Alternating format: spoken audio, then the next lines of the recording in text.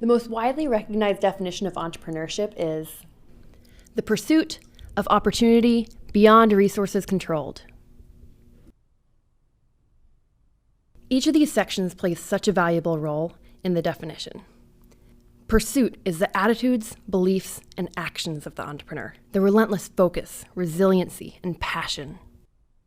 Opportunity is the type of venture, better, cheaper, or more efficient.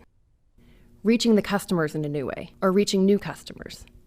Beyond resources controlled. No entrepreneur has everything at the outset, but leverage what you do have. And this way of viewing entrepreneurship plays itself out when we take a deeper look at some of the perceived hurdles to starting companies. Here are some of the common questions of aspiring entrepreneurs. You may have heard some of these before, or even found yourself asking some of them yourself. How can I get taken seriously as a teenager? How do I come up with that perfect idea? One that nobody's ever thought of and has no competition. How do I get in front of the right investors? And get funded. How do high school students balance starting a company and all their other time commitments? Do high school entrepreneurs just get no sleep? Where do I begin? If you've asked these questions before, you're not alone. We surveyed MIT launch applicants on their biggest hurdles to starting a successful company, and here are the results. So let's go through each of the top ones.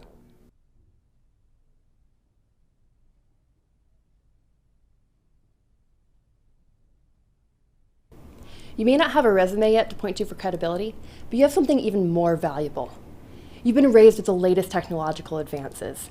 You have the capacity to learn things extremely quickly, and you have less responsibility and therefore the capacity to take on even more risk. What's more, you're at an ideal age where you have some experience, but haven't yet learned so much that you've built in assumptions about the way the world should work, and instead can imagine the way it could work. You're uniquely positioned to innovate and take risks in a way that older generations might be afraid to, because they're afraid of what people might think, that they should have done it the status quo way. Plus, succeed or fail, it's still a badge of honor to have at least attempted a startup at your age. Next, knowing where to begin and how to navigate the process can be daunting, but MIT has developed an integrated, comprehensive, and proven framework for launching a new venture, the Disciplined Entrepreneurship Methodology. Throughout this course, we'll provide an overview of the early stages of this method, giving you a solid foundation in the entrepreneurial process.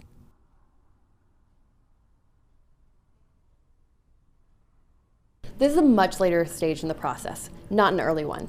You should only be considering an investment once you have an offering that's been selling in the market and you need the capital to be able to keep up with demand and grow. Prove the demand on your own first. Taking investment would still be too much risk to an investor, and they don't want too much equity in your company. And finally, when you do take investment, it'll be worth becoming a little bit knowledgeable about the different types of potential investors: friends and family, angel investor, venture capitalists, or VC, and the pros and cons of each. Funding is one of the last steps, though. But don't let fear of this later step stop you from taking the first step.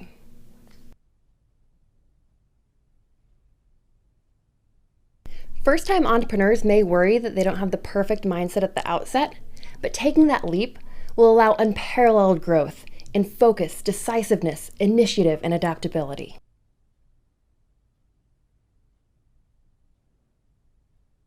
A lot of people think they need to come up with that perfect, innovative idea that no one's ever thought of before, customers didn't even know that they needed, and that has no competition.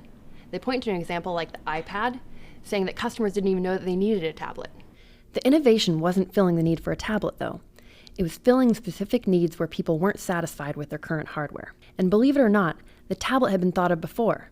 The iPad just executed on the same idea in a way that made their product better. This example is just to say that you won't be able to come up with something completely new that no one's ever thought of before. And evidence of competition is actually a good thing.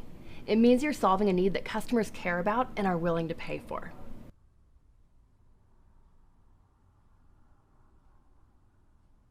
First-time or aspiring entrepreneurs often think they need to be able to do everything, or are tempted to work long hours trying to take on everything themselves.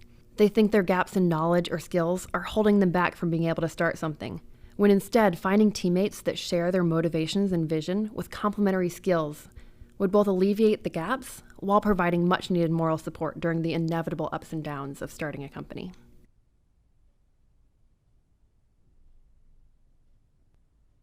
I started Launch on the side of being a management consultant, a notoriously time-demanding job. If you find something you're passionate about that's worth carving out time, it just comes down to managing your time well and focusing on the things that matter. This comes down to a couple simple things. Planning well to focus on the things that will make the most impact. The need to have versus the nice to have. Plus, occasionally reminding yourself while working that perfect is the enemy of done. For both of these, we use a tool called the 80-20 rule. This means that 80% of the value comes from 20% of the work. Find the 20% of things that you can do that will yield 80% of the results. You'll drive yourself crazy in a startup if you strive to make things perfect. It'll take way too much time.